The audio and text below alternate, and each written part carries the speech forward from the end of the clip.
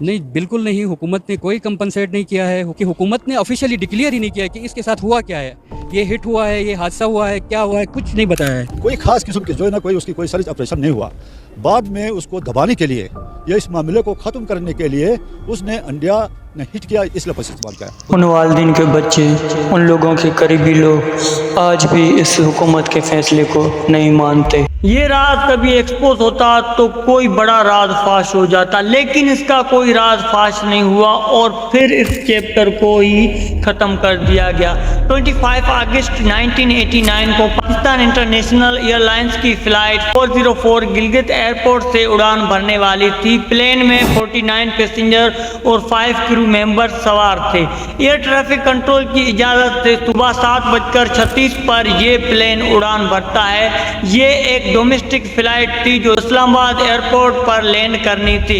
इस फ्लाइट को पहाड़ों के ऊपर से गुजरना था। प्लेन में सब कुछ ठीक चल रहा था और एटीसी के साथ कंटिन्यूस कम्युनिकेशन भी हो रही थी, लेकिन फिर उड़ान के सिर्फ 9 मिनट बाद 7:45 पर एटीसी को पायलट से कोई रिस्पॉन्स नहीं मिला। पायलट का आखिरी अल्फाज ये थे, हम जी के करीब पहुंच चुके हैं। एटीसी ने लगातार ट्राई किया कम्युनिकेशन वापस लेने का, लेकिन कोई रिस्पॉन्स नहीं आया। अब एयर ट्रैफिक कंट्रोल को शक होने लगा कि फ्लाइट 404 के साथ कोई हादसा हो गया है।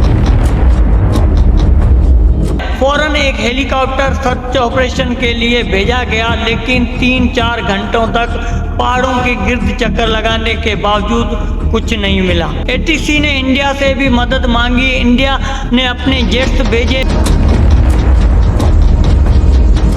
लेकिन फिर भी फ्लाइट 404 का कोई पता नहीं चला। 4 दिन तक कंटिन्यू सर्च चला, लेकिन no trace, no wreckage, no smoke, no evidence.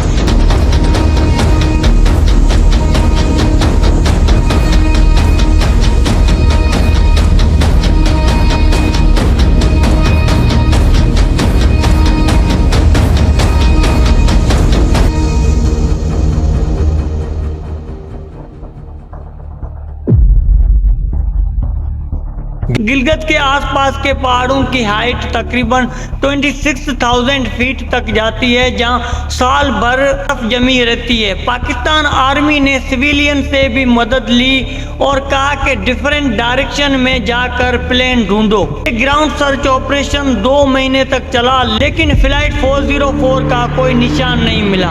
नाकाम सर्च के बाद शक पैदा हुआ कि शायद ये प्लेन इंडियन टेरिटरी में चला गया है और वहां गिर गया हो।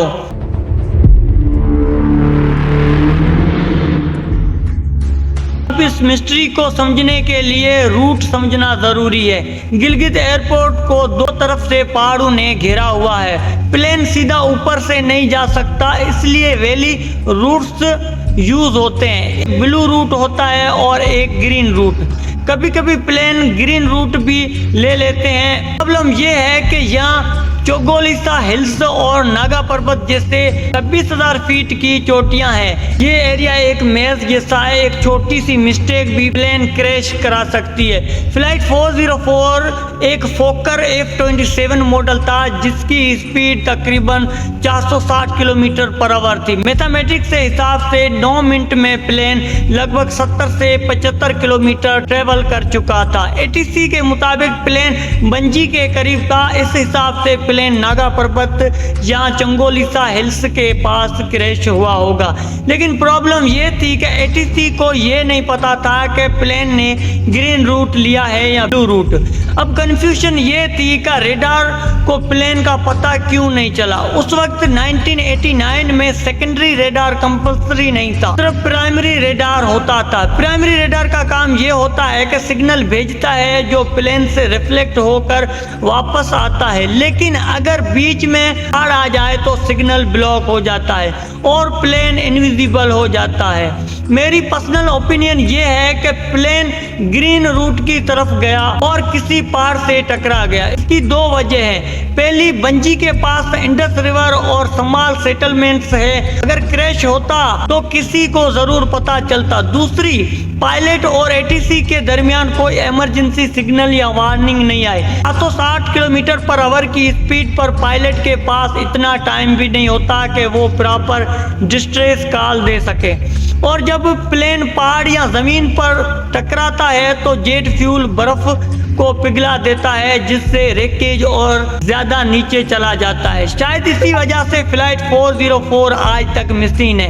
आज की एडवांस सिस्टम सैटेलाइट रेडार बी ट्रैकिंग की वजह से जैसे केसेस ऑलमोस्ट इम्पॉसिबल हो गए हैं। अगर मॉडर्न टेक होती तो प्लेन की लोकेशन इंस्टेंटली मिल जाती।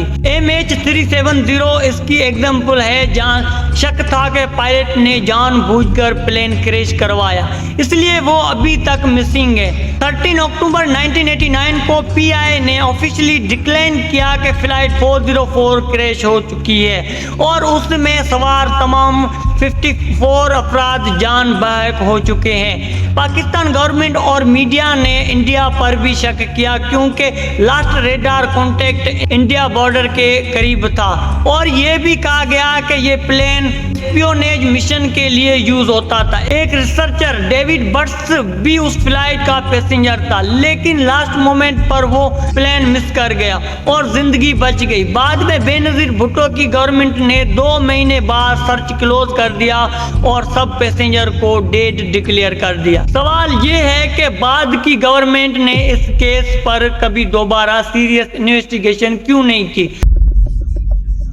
नहीं, बिल्कुल नहीं। हुकूमत ने कोई कंपनसेट नहीं किया है कि हुकूमत ने ऑफिशियली डिक्लेयर ही नहीं किया कि इसके साथ हुआ क्या है, ये हिट हुआ है, ये हादसा हुआ है, क्या हुआ है, कुछ नहीं बताया है। कोई ख़ास किस्म की जो है ना कोई उसकी कोई सर्च ऑपरेशन नहीं हुआ।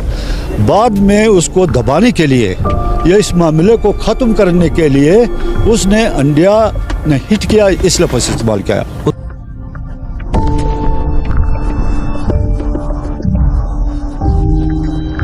आज तक ये पाकिस्तान एविएशन की सबसे बड़ी मिस्ट्री है और ये केस अभी भी अनसॉल्व राज बना हुआ है।